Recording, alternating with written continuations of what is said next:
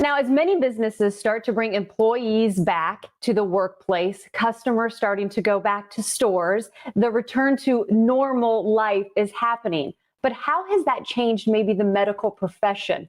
Well, I'm so excited to welcome back to our show the Doctor Whisperer, which, by the way, I love that title each and every time. Sharon is back with us. How are you, Sharon? Great to see I'm you. doing great. Thanks so much for having me. Oh, we're glad to talk with you because, there's so many different aspects of the pandemic that we're still digging, into and seeing the effects of. And with, May being Mental Health Awareness Month, there is a big focus on the mental health side of things through the pandemic. But what about the medical resources that are out there? I'm assuming those have had a big change, if you will, and have been struggling with their own ailments. Well, there's a huge shift. I just actually finished talking to a big group in New York City about how much telehealth has impacted and helped their industry. But really, everybody, I think, in the industry obviously is a little bit overwhelmed. And when it comes to mental health, there are just, there's a lot of delay. Right. So I work with a lot of psychiatrists and therapists and even the primary care. If somebody trusts their doctor, they're going to share with them maybe that they're having anxiety or depression. So sometimes difficult to get in. And there's a few things that we can do in the meantime, as I like to talk about, to kind of get people through until that booking opens up maybe in July, because really and truly there's been a huge dramatic shift in mental health issues, unfortunately.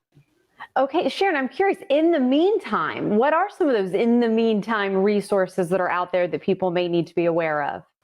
Well, I always go, because we're here in Tampa Bay, I love nothing more than talking about Clara Reynolds and the Tampa Bay Crisis Center. I was just at their breakfast recently. They have an abundance of resources right there. If somebody just dials 211, they can reach out. And if they have programs for veterans, they have programs for everybody. And they're a free resource, which is phenomenal. Also sexual trauma. So they really handle a lot. They're specialized and trained to handle the most incredible crisis that a lot of us have had to deal with over the last year and a half. There's also NAMI, which is available all over the nation. We have a great local resource here too in Tampa Bay. I like to tell people that, because of Zoom and all of these wonderful ways of connecting with people without going in person, you can jump in on maybe an Al-Anon, or you're having a problem with a child that is addicted or suffering from alcoholism. You can listen in. You don't even have to show your face. You can mute yourself. You could turn your camera off, and you could listen to other people so you don't feel so alone. Hey, we've got, about a minute and a half left here. So I want to make sure and get this in. There are two things. Of course, you were just talking about that one thing that you can do. Any other tips for you that people watching maybe can implement into their lives, especially when it comes to maybe employers who are looking for ways to bring employees back?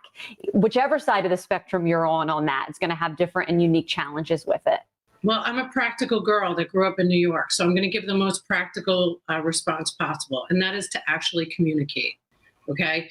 There's no sense for anybody to ignore what is going on. So people are nervous, they're anxious, maybe they have to leave their dog, and they haven't left their dog in a year, and they have to come back into the office. This might seem like a little thing, but it needs to be addressed. So it's great that we have Mental Health Awareness Month, but this is something that we should be talking about as soon as people start coming back. Have meetings, have check-ins, asking the team, are you okay? You doing all right today?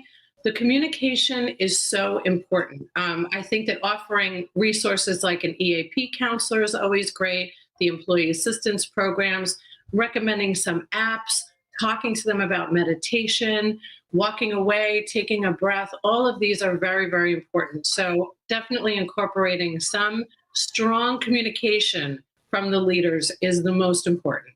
We always joke we're in the communication business, and sometimes we all can learn about communicating with others. So that's a great way to end this segment. Sharon, it's great to see you again. Thanks for being with us. Thank you so much.